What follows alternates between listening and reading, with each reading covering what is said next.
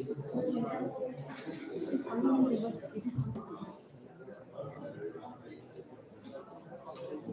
very good morning, all of you. It's really a pleasure to see all of you after a very long time. Thank you very much. I really appreciate that. I think it has been a long time since we could not meet for varieties of reasons. And more than anything else, you were extremely busy with classes morning till evening. And so I had no opportunity to actually meet you all. Okay, in any case, first of all, I would like to take this opportunity to welcome all of you to the fourth semester, first of all. So you are only few days away from more or less completing the academic requirements of the BA program, and to get into corporate functions. I'm extremely delighted because this group defined the success of NSB, and then you all did an amazing job amidst pandemic and a lot of confusions and all those things. Eventually, we reached this point. But then I think more or less whatever we wanted to do, we did include MD, some exchange programs, although it was not really to the full brim because of the pandemic situations and all that. We did a free-stay tour. I'm not sure how many of you went, how many of you did not go, but then NSB tried creating an opportunity. If I look back, could it have been better? Answer is yes, it could have been really better. But unfortunately, a lot of circumstances defined the outcome for all of you. But at the same time, I'm extremely happy because I know that placements happen very well compared to other business schools. Compared to other business schools, I think NSB put a very brave front. We put a very brave face in terms of actually accomplishing placement. I'm sure most of you might have been placed, or of course, we have the confidence that you will place. And let me also tell you, the first placement is just a placement that happens, and then you're going to define your life, define and redefine your life as you go along. So don't take first salary or the first job as the standard, because those standards are going to be defined in their own way when you go to corporates, right? Because some of you who are getting high salary may actually end up getting small salaries because of your inefficiency. That doesn't exist, and I am not looking forward to it. And some of them who are actually getting small salaries may start getting their salaries in multiples of what you are getting right now, because you'll be able to demonstrate your progress as you go along. So that said, I welcome all of you to this particular course called International Business Dynamics. And to tell you very frankly, I think the course professor is Madam Aradhika. Please come back.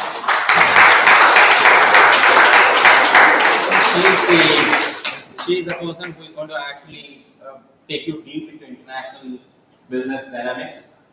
I thought I would come to this class because it has been a long time since I met you all. I wanted to see how all of you are doing. Second important thing, I wanted to introduce Aradhika Dev to all of you. Although no introduction is necessary, I thought I would do the formality. You all know that Aradhika Dev is a celebrated alumnus of NSB, and she has been with us for the last 2 years, and she's also pursuing a PhD with IIT. And very soon she's going to have a PhD, and then you also know that she got a gift of another NSB.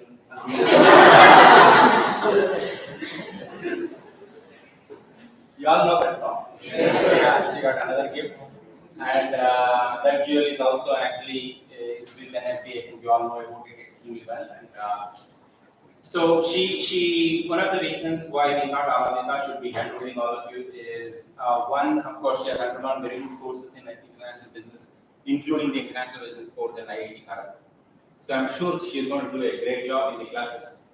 Having said that, what I'll do is first, about 25-30 minutes, I'll try to spend time with you to explain what exactly is the scope of international business. What are the career opportunities in international business? Because most of the times people ask me a question, sir, is international business related to marketing specialization? Is it HR specialization? I don't think there is an HR role, right? So this may be something to do with international trade and all that. So therefore, this is not for the supply chain people. Some people say, is it for operations? The answer is it for marketing? Is it for finance? Is it for HR? Is it for operations? Is it for supply chain? Is it for IT? Is it for what kind of specialization? Mostly. Let us do a voting. How many of you think that international business is more towards marketing? Raise your hands.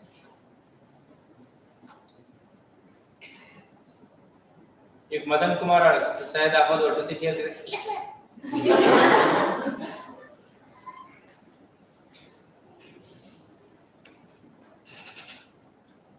How many of you think it is finance?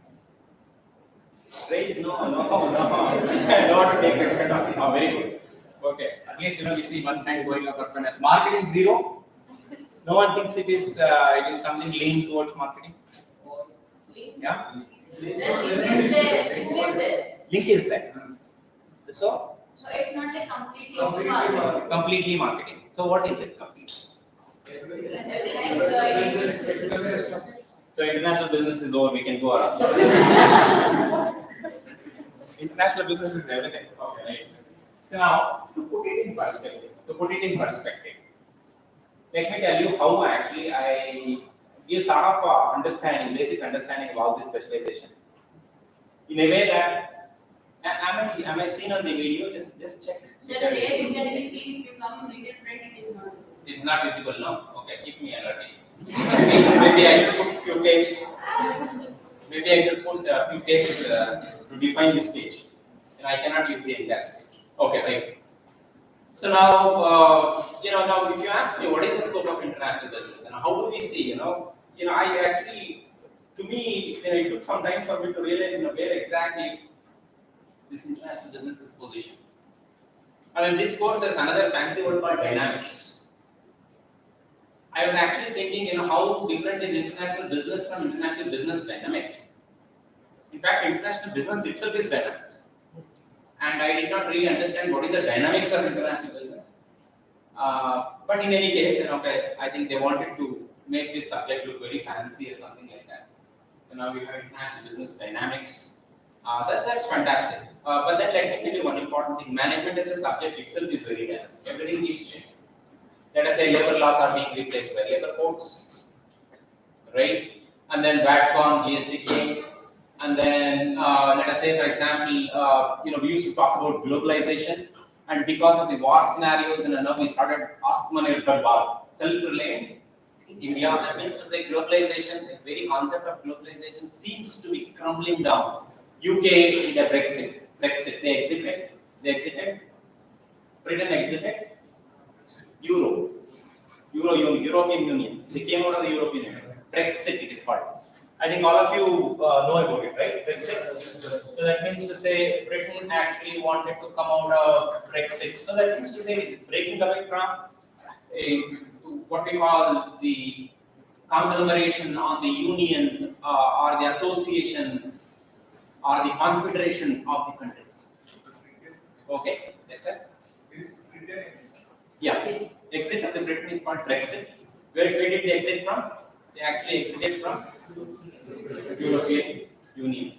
In any case, they always had one of their foot outside because they did not actually merge their currency into euro in the initial stages. And second important thing, again, visa, they did not become part of the Schengen visa, which is actually issued for the 10-25 European countries. They always remained a little bit away from the European, but then for all other purposes, especially in terms of trade and all those things, the Britain was very close to European Union, but then now, they have exited, causing a lot of discomfort to the businesses. Because goods which normally used to go smoothly along the British controls into the Britain, and production services that used to flow from Britain to European Union, for example, France, Germany, Italy, etc., now has a checkpoint because they have to pay the taxes. European goods have to pay the taxes, and then Britain goods, when they enter into European Union, it has to pay the tax. Again, it's actually the introduction of some kind of a economic territory, reinforcing economic territory. These economic gates were removed. Economic territories were removed. Now that all that has been put back in place. So now, what I'm trying to tell you is now, if you look at the Russia-Ukraine war, leading to a lot of sanctions against quite a few individuals, quite a few countries, it clearly tells us that the globalization as a concept. So that means to say that let there be all countries let all countries actually focus on something in which they are competent. For example, Japanese should focus on innovation. Indians should actually focus on something that involves more of human capital. And Chinese should focus on manufacturing because that is the factory of the world. They have a prowess in manufacturing. What India spends 1 rupee for manufacturing, they can actually manufacture it in less than 25 paise. They are so effective in terms of manufacturing. So what we were trying to say is that if all the countries are able to use less for manufacturing, then as a world we will have an expanded production possibility frontier. Production possibility frontier. PPF, what we call production possibility frontier. We are going to talk about it later. What I'm trying to say is that every individual needs to focus on something in which he or she is efficient. Yes or no? That's why people tell me what you are good at. Tell me what you are good at, and we will take you for that. Because world doesn't actually expect you to waste your powerful resource, your time resource, by making you do things in which you are inefficient. There is no point. Where you cannot be productive, you should not spend your time. You should actually spend your time in your productive areas.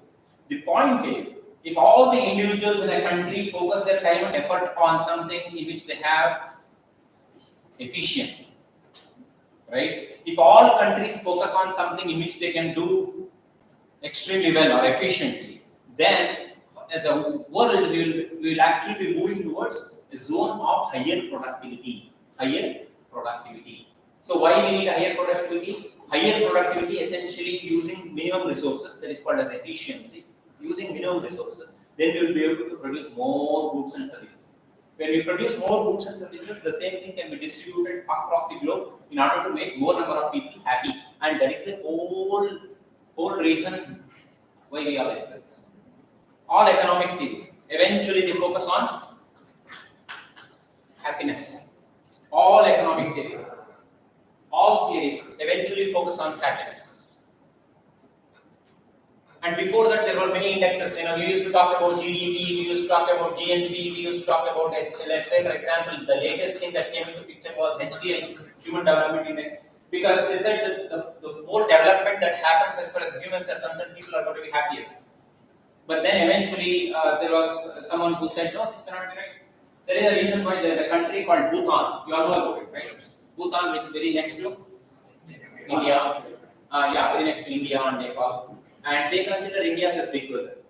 Because, when we go to Bhutan, I'm sure all of you might have gone. Bhutanese, they say, okay, we love India because, Indians are our big brothers and they help us a lot. Because most of the things done in Bhutan is financed by India. So, very strategic intent, and Bhutanese are very calm, cool, smiling, happy always. Therefore, they said that if you think that Human Development Index is something that eventually leads to happiness, then why not directly have Global Happiness Index or Domestic Happiness Index? Why don't you directly take this as a measurement, Happiness Index? Please. That is the reason why if you go to Bhutan, you will have a lot of t-shirts and caps which would actually mention gross national happiness. Gross national happiness. Gross national happiness. I think that is the ultimate measure. Because eventually everything should lead to happiness of human beings, and that is the fantastic thing. But in any case, before going into all these things, what I would like to do is that I would like to actually introduce it to international business and set the context. And then later on, Madam Aradhita will redefine, and then she will take you through the dynamics of international business as is defined in this course. So now, normally what we try to do is, we try to actually define international business as to where it is and how it is.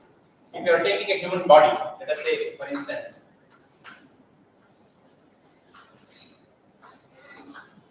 okay, just let it be like this, okay?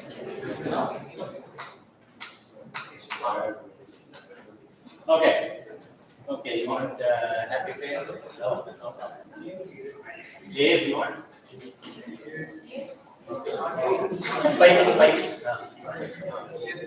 Right. I know if you keep trying, whatever you tell, then. Okay, right. See, normally this is how these functions are defined: HR, marketing, finance, IT, international. Finance is normally considered as the brain. Finance is considered as a brain. It is like a brain in the human being. Why it is like a brain? Because it's very logical. It's very logical. Assets on one side, liabilities on one side. Cash flow, where it comes, where it goes. Get the idea? Eventually everything should balance out. Balance sheet. Eventually everything should balance out. It is only mind, no emotions. No emotions. Auditors, and you might have seen, one bill is not wrong or date is not put, they reject. I can note it. No, yeah, I'm your brother. That is later. That is later. First, what we want is, things being proper. They're going to go only on documents. That is the reason why finance people normally do not talk much. They are finance or not? Huh? But you are talking too much.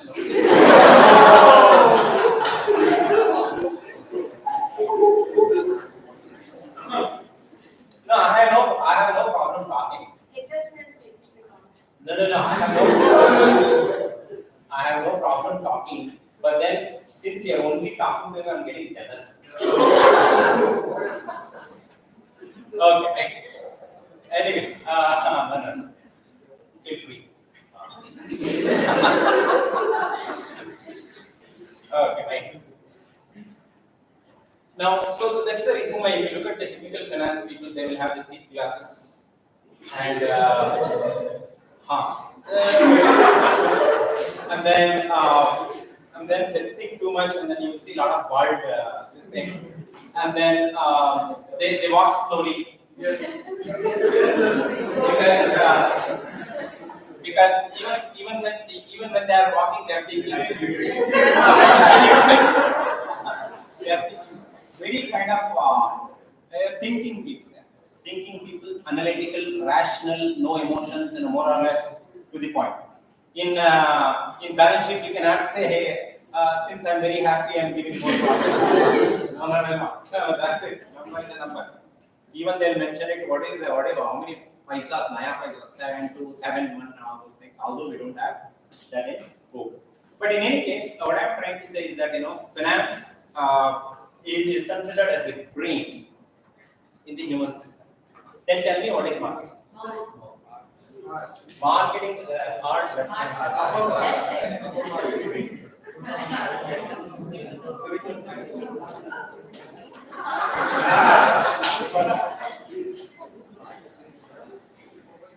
Okay.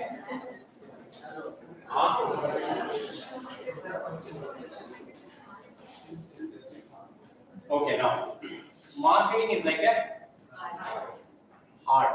Marketing is like art. Because I'll tell you, we talk about brand. What is brand? Brand is nothing but an emotion. Brand is an emotion. You say, I like this product, I hate this product. It's an emotion. It is an emotion. Oh my God, it was a fantastic service. Or you say, I hate this service. It is an emotion.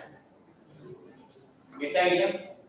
So that means to say all these products and services are eventually meant to give you that kind of a status, that kind of a luxury, that kind of a comfort, that kind of a need. They are going to actually meet your needs, wants, necessities, comforts, luxuries, everything that you require, depending on Maslow's hierarchy theory, whatever it is, and let us not get into that. Then all of a sudden you will see the Napoleon Biden running in the same that Maslow's theory is my idea.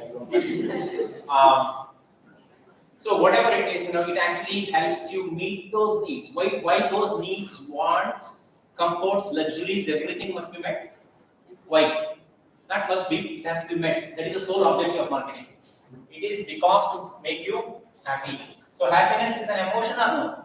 Yes. This is an emotion. So marketing aims at making people happier, whatever you want to define it. Ultimately, by providing something that they need, something that they want, and more.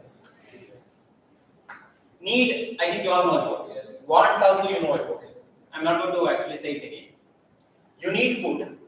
And when you say, I want pizza, that is your want. Correct? So now more in the sense comfort, luxury, something to cater to your passion, something that caters to your whatever other things. Self-actualization needs and all those things where people really do not care about money. The only thing that they care about is the product. For example, if someone is willing to pay 1 crore rupee for a pen, Louis Vuitton pen, then I cannot say that it is a need. I cannot say it is a want. I have to say it is more. It is much more. 1 crore rupee for a pen. Because they know that that defines them. That defines them. When someone keeps a pen which is 1 crore, I think nothing needs to be said. Nothing needs to be said. Get the idea? When someone actually opens the wallet which is Mont Blanc, which you know that is 1,25,000 rupees, 1,25,000 rupees. And nothing needs to be said about the quality of the cards which are in that wallet.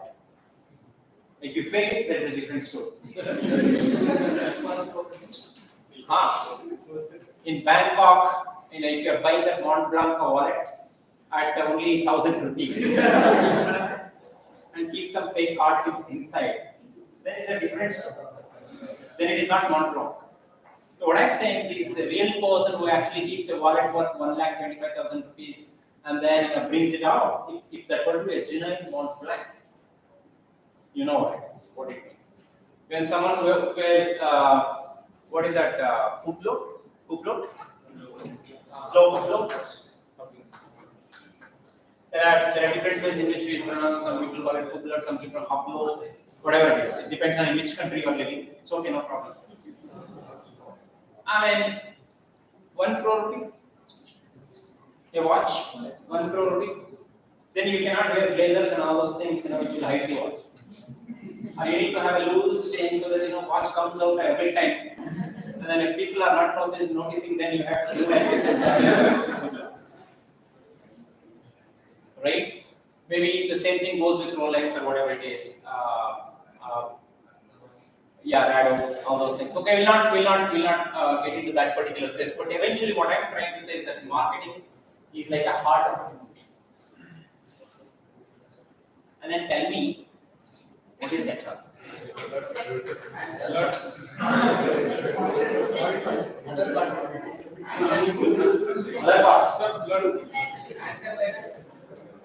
Let me tell you one thing. HR as a function is not directly seen, but their influence is felt. Let you can see.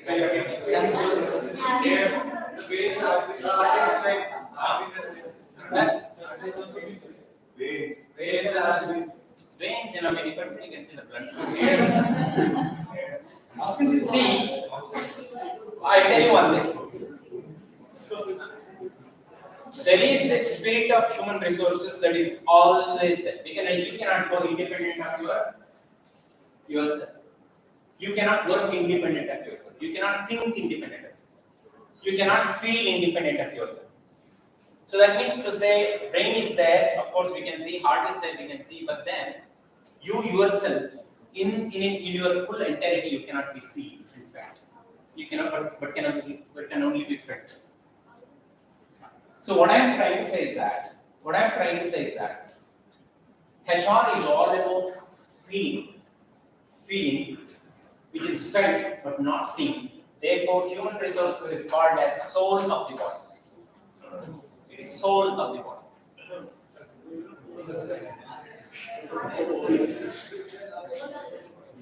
Soul of the body. All right. Information technology. Yes. Information technology. Online. Touch here and all. Say, let us say, for example, someone touches you here. You will get the feeling throughout the body.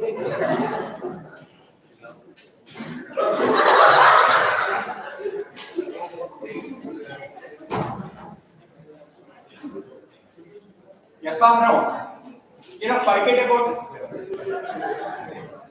Forget about even touching. Even if you can imagine something, you should start actually emoting. Emotions will happen. So that is the reason why human resources is considered as the soul. And information technology is our neural network. That means to say nerves, neural network. So that is our nervous system. Nervous system. Do you agree with me? Will it make a good analogy? Then information technology is your nervous system, and international business is your circulatory system. Because international business is responsible for carrying oxygen, through blood, all the nutrients, all the minerals to all parts of the body. That is the role of international business. The role of international business is to carry products, services, resources, etc., etc., etc., to all parts of the body, in the sense the entire world. That is the role of international business. Now, in the examination, Aradhya Dev is going to ask you a question. Dash is similar to the nervous system of the body. Information technology. You live international. I think you are very possessive about international. Like the way you are possessive about your time. Why are you saying that?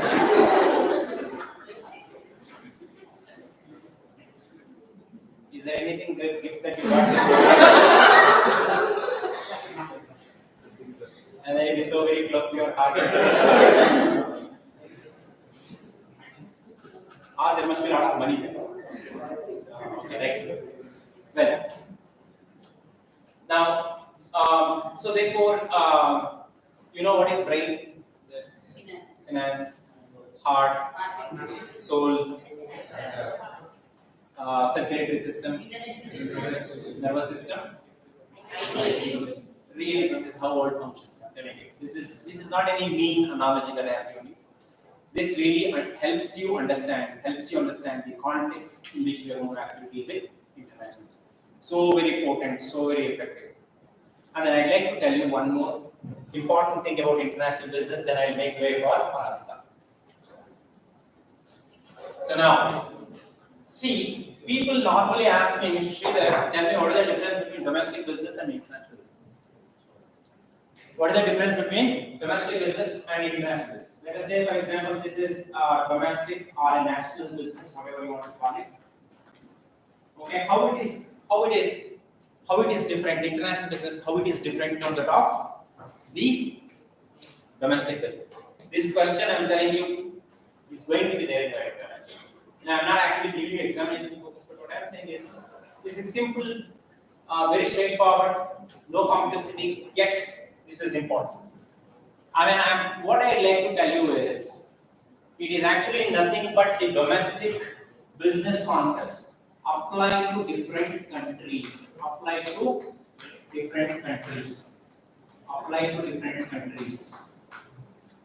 You might ask then, why don't you, Sridhar, why are you actually not drawing a listing like this and then draw or say that the international business is an extension of domestic. They might ask you a question. Tell me, Sridhar, why do you say that domestic concepts apply to these countries, country 1, country 2, country 3, country 4, country 5, country 6? Why do you say that domestic concepts, domestic business concepts extended here? Why don't you put a circle and say that domestic business, international business is the expansion of the domestic business? If I were to actually generalize saying that it is just an extension of domestic business to the international countries, other countries, then definition of international business becomes incomplete. Definition of international business becomes incomplete. Because sometimes whatever the products that you are going to sell here may require some modification. For example, Suzuki cars which are being manufactured in India, you cannot sell them directly in Europe because it doesn't meet the safety standards. For example, Bajaj scooters. Why Bajaj scooters are not sold in Europe? Why Bajaj scooters were only restricted to, let's say, for example, India, Pakistan, Nepal, Bhutan, not even Bhutan, okay, Sri Lanka? Why? Absolutely. It doesn't even pass the first safety standard that the bike or a scooter should have a center of gravity. Where is the center of gravity for Bajaj? You have to actually sit in a way that you balance, you become the additional weight for the, I am telling you the truth, you become additional weight for the center of gravity because the engine is on one side. That is the reason why every time it doesn't start enough, people are going to leave the Bajaj scooter, they actually make it stand and the kick, because engine is actually on one side. So it doesn't meet the safety standards by any means. It doesn't meet the safety standards by any means. So that is the reason why some of the cars which are sold in Europe are going to be very expensive, because they have very stringent pollution standards, very stringent safety standards, etc. Because when those things are applied to India and it becomes a pride. For example, Tata, got their this thing approved for Ultras, five-star rating and all those things. Very proudly say that this is it meets the European standards and all those things. But still, can they sell cars in Europe? No. There are many other things which do not meet the standards of the European car. So therefore, what I am trying to say is that everything that you sold here cannot be sold directly elsewhere, and it requires a lot of modification in terms of pricing, in terms of how you actually even advertise. Advertisement needs to be different. Because what is luxury here in India can become a basic necessity in Europe. It might become a basic necessity. There you cannot say that if you want luxury, buy Suzuki. Luxury.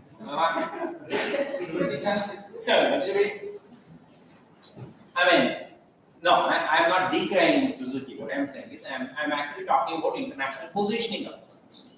International positioning of those cars.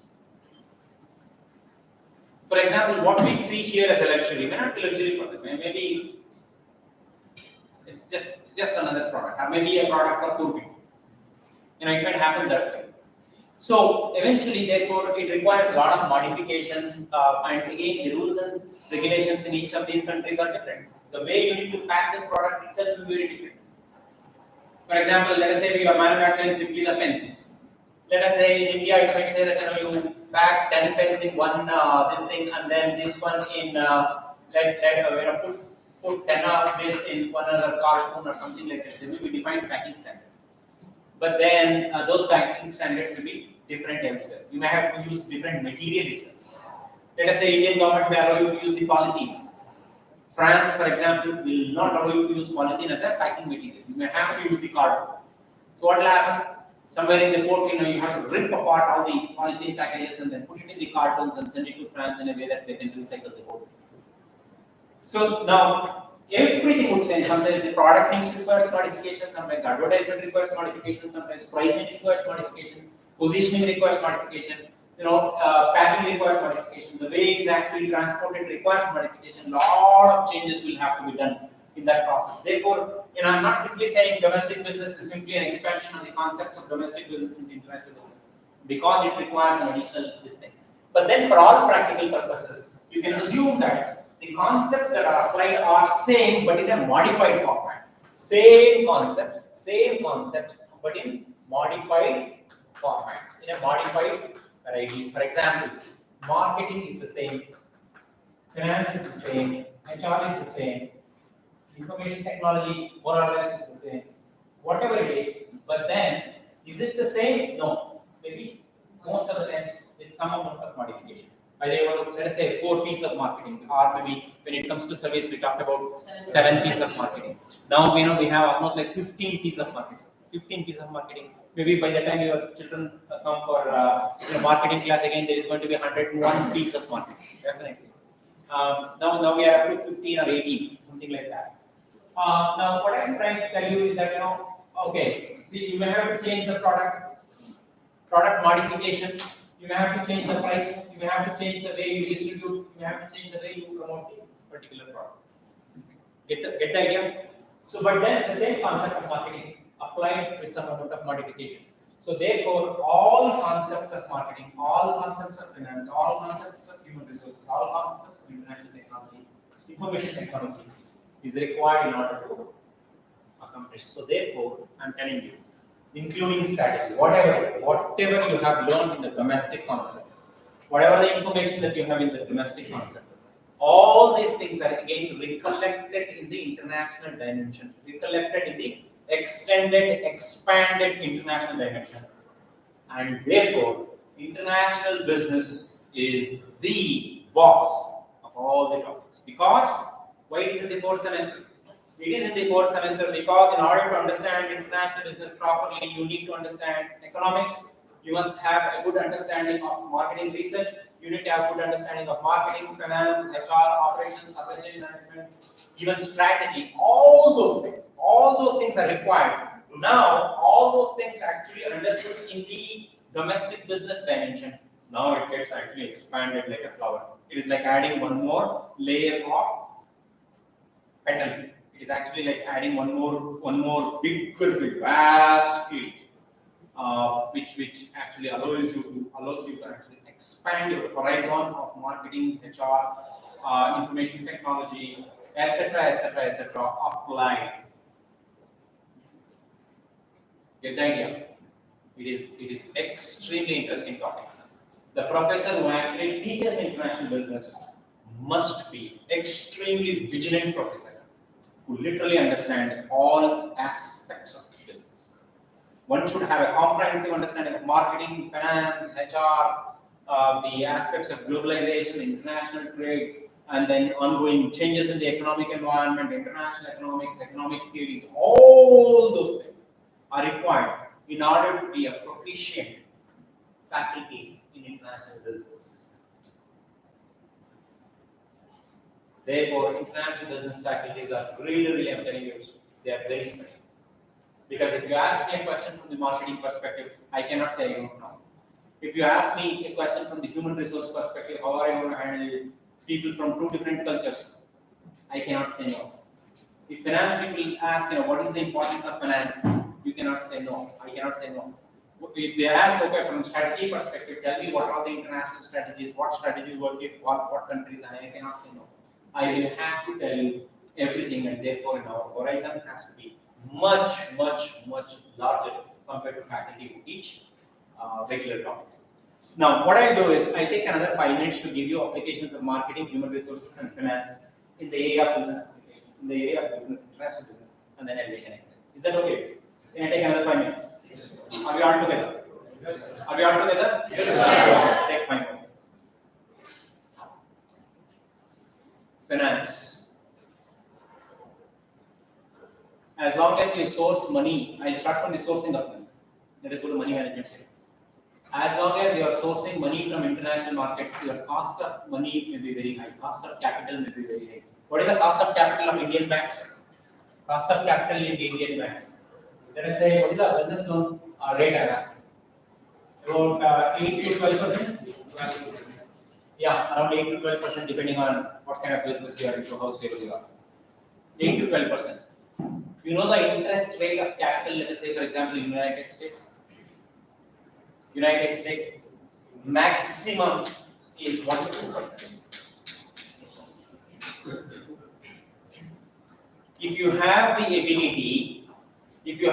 ability to source your loans or money, or it can be capital or loan, capital or debt, whatever it is. If you have the ability to source your capital at a low cost, it is good or bad? It is absolutely great, because I think in business what is important is money, and if you know the cheaper source of money from the day one, you will have a superior competitive advantage. You will have the competitive advantage that is sustainable. I'll tell you one. Let us say for example there is a company X which is paying 10%. There is a company Y that is paying only 1%. Difference क्या? 9% difference. 9% difference becomes what? It is your super competitive advantage, because 9% more profits you will have. That is huge. When you actually translate it to several millions or billions of rupees, that is a huge competitive advantage that you can use it to make a better marketing or better production or better quality product or better advertisement and whatever it is, and you can actually finish off the competition, because that is a sustainable competitive advantage. Sources of income are many, and if you know and if you can get the capital at the cheapest possible cost, low cost capital or least cost capital, if you have access, your company is bound to be successful, assuming that execution happens properly. Low cost of capital is extremely important. Point number 1. Low cost of capital. Point number 2. You know the exchange rate fluctuations and all those things. There are many CEOs or CFOs of the companies are going to be fired because they make very bad decisions. I'll give you an example. Assume that you have ordered for a machine from United States of America for $10 million. $10 million. Okay? For which you have created a, what do you call it? Provision. Okay? You have created a provision. You calculated today's rate is 75, therefore accordingly I am going to preserve 750, 750 into 10 to the power of no, 75 million rupees. Right? That's why I kept the space for you. Alright? 750 million you have kept. Okay? You have kept the provision. You have kept it aside. You know that the machine is going to come in, let us say, for example, August 15th, an independence day has provided. You have kept the provision, you have kept the money, and then you have happily you went out of the boardroom, said, I have made a provision. Ukraine war became worse, and rupee started declining, and now rupee has become, instead of 75, it became 80. Now how much money you require? 850 million rupees are required. But then what is the provision you have made? 750 million. So what will you do for 100 million, 4 million? You cannot simply sit in the boardroom and say that I made a provision based on what price that was existed at that point in time, 750 million. Now it is 850 million, so I want 100 more million rupees. I want 100 more million rupees. That is 10 crore rupees additional. Huh? You should make product contract. That's where I am coming. Now what will happen if you land yourself in this particular scenario? They are going to kick your whatever. You will be thrown out of the company. You will be thrown out of the company because you did not have the prudence. You did not understand the tools that are available to manage your risk. Transaction risk, translation risk, economic risk. I'm going to talk about Aradhita is going to talk about all those things. Transaction risk, translation risk, economic risk. You need to understand. Now, for example, this is a translation risk. Translation risk. That means to say translation did not happen the way you wanted it, and you did not secure it. Therefore, you are fired. Therefore, no CFO can actually take this risk. What he will do is, once the $75 million are actually kept as a surplus, immediately they are going to enter into a forward contract. They are going to enter into a forward contract. It can be hedging, it can be swap. It can be swap, it can be hedging. Swap is simultaneous buying and selling of the currency. Hedging is, okay, I'm going to give you so many rupees, so you have to give me so many dollars at that point. Forward contract. Okay, these things again, Aradhita Madam will explain in detail. What I am trying to say is that if you really do not know how to hedge the risk, if you really do not know what are international currency swaps, if you really do not know what is call put, call hold, all those things, and if you really do not understand this transaction, translation, and economic risks, there is nothing that you can do in international. And treasury management in international businesses, international finances, again, yet another very fascinating thing. How do you manage your treasury in the international context? In the international context. And transfer pricing, my dear friends, transfer pricing.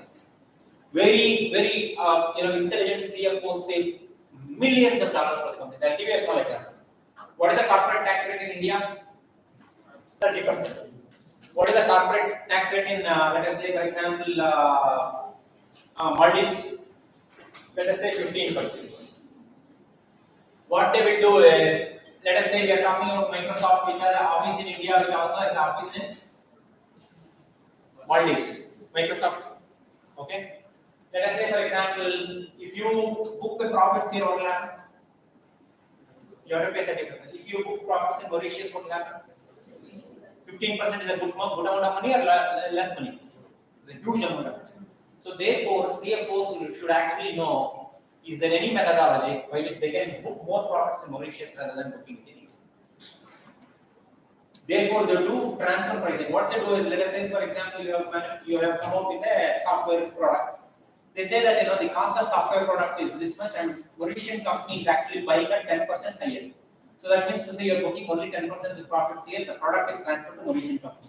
Mauritian company now has the rights to sell. They sell it at an exorbitant price, and then they book the profit at the less tax rate. These are called as tax havens. Tax havens. Less tax. Sometimes there will be zero tax. Sometimes tax at 5%. There is a country called Monaco in Europe that only 5% corporate tax. 5%.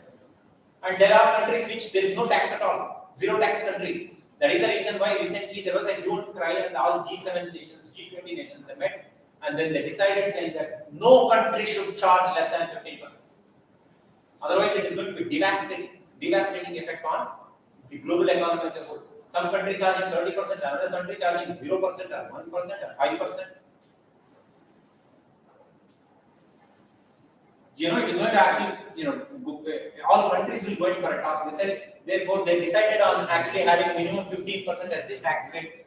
In the countries, again, there is a lot of discrepancy between 15% and 30%. There is a huge gap. Even today, transfer pricing happens, and many companies actually make good amount of money. Okay. So now, what I am eventually trying to tell you is that CFOs in the international context are haunted by many of these opportunities. I'll tell you, people, the most smartest people, where they work?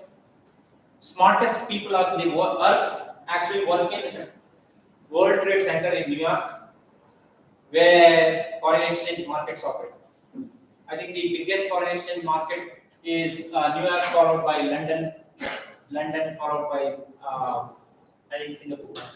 Okay, these are the biggest foreign exchange market, not stock market. Let me also tell you, my dear friends, we always are fascinated about the amount of opportunity that we have in the stock markets. We say that stock markets give huge opportunity, millions of rupees, exchanged every day. When stock market falls by 1%, we say that 15,000 lakhs or something like that washed away from the stock market and all this. Actually, the biggest market with a huge arbitrage opportunity is not the stock market, but it is the forex market, foreign exchange market. Huge arbitrage. I know of people who are sitting in this World Trade Center, click of a button, they make the decision of simultaneous buying in London and simultaneous selling in New York, and then they would have made $1 million in less than 1 second. $1 million in less than 1 second. They are the people who are the highest paid because the click of a button can actually change the dimension and destiny of those companies. Now there is something called as fat finger syndrome. Recently, because one person, instead of typing this, you press the other button, and then I think 250 crore worth of transaction happened, and many people became rich all of a sudden. And the banks recovered it. That's a different story. But if you do this mistake in the stock market or in the foreign exchange market, you cannot recover. It's over. You have made that decision, press the button, it's over. It's making mistakes. And the typographical error, where you are making a huge decision, is called as fat finger phenomenon, or fat finger syndrome. Fat finger is called as fat finger error. What is fat finger error? Instead of typing here and you are typing this, or simultaneously press both the buttons because your finger is big. That is the assumption. Finger need not be big, it may be by mistake also. Because you will be looking at the screen, arbitrage opportunity came, you have the opportunity to earn $1 million instead of pressing this, you press this. Honestly, I'm telling you, I did this stupid mistake in one of the stock market runs. It was a very high this thing, and I wanted to sell it immediately. Instead of selling or replacing the orders myself, I don't know how it happened. That was actually, I tell you, that was a penny stock. I was actually playing with one of the penny stocks. And that was the day I decided to sell it, and then that day, because the value of that penny stock had skyrocketed. Okay? I wanted to sell it, I wanted to immediately sell it. Okay? But then instead of actually selling it, I placed an order for buying. Approximately 50,000 stocks instantly came and started.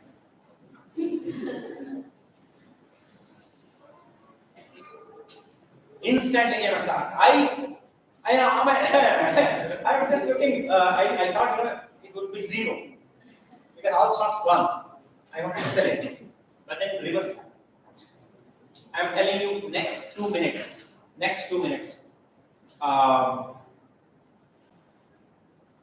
There were no buyers at all. I got stuck. I got stuck for more than 3 weeks. We had zero buyers for next 3 weeks. I knew that. I wanted to sell it, but I'm factoring that. Instead of actually pressing the sell button, I'm buy button. And then what 50,000 I had, it became 1 lakh shares. Whatever I wanted to sell the entire 50,000. And instead of entire 50,000 going, another 50,000 came back. There will be 2 buttons. Blue button is buy and then red button is sell. I made this. Next 3 months, I will tell you,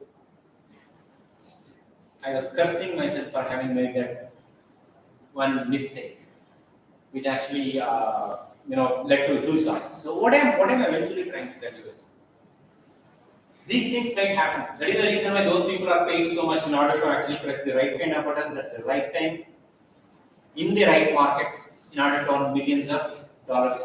Arbitrage in the foreign exchange market is a huge opportunity. Arbitrage model is a good one. Right? HR people, please understand. Labor laws in every country is different. Payroll system in every country is different. Statutory deductions in every country is different. And the working hours in every country is different. And the tools that you are going to motivate people in different countries are different. I'll give you another example. One small Mexican example and then I'll let you all go. In Mexico, a CEO who went from United States of America to Mexico increased the salaries of the people. Productivity fell by equal measure. Productivity fell. And he was shocked. He asked, in the United States of America, we know that if we increase the salaries, productivity will go up. In Mexico, I increased the salaries, productivity came down. They said Mexicans think differently. At the end of the day, I need to have 1,000 pesos to live happily. If I can get that pesos by working half a day, I work only half a day. Another half a day. Whole philosophy is different. The whole motivational aspect for human resources is different. The second important thing, cross-cultural differences. How are you going to train your employees in terms of technical aspects, cross-cultural aspect? And let us say someone who is married is going to go with 2 children. HR managers will have the responsibility of taking care of those 2 children, not from here. And he will not go there. So that means to say he should ensure that he or she should ensure that they have schooling opportunities discovered, right kind of housing opportunity discovered, right kind of tax deductions that happens. I mean, my God, you want to send someone to Afghanistan? Will someone go? Then you have to pay the risk premium. What is the risk premium? How do you calculate the risk premium? Risk premium is the possibility of you being shot down by ISIS or Taliban, whoever. Then anyone can shoot you down there. So now, what is your risk premium? How many crores you are insured for? I tell you, it's a fascinating story. International business, you will fall in love with it because it is such a fascinating subject. As and when time permits, I'll come and meet you. Not because I have anything more than what Aradhita has to share. No, absolutely not. Maybe she knows more than me. But I come to share my energy and excitement and enthusiasm because meeting you itself would be wonderful. Thank you very much. You have a good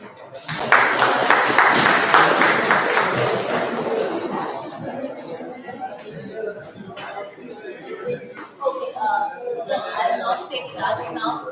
I guess we have another hour. So, 2 attendants there. Intellectual data.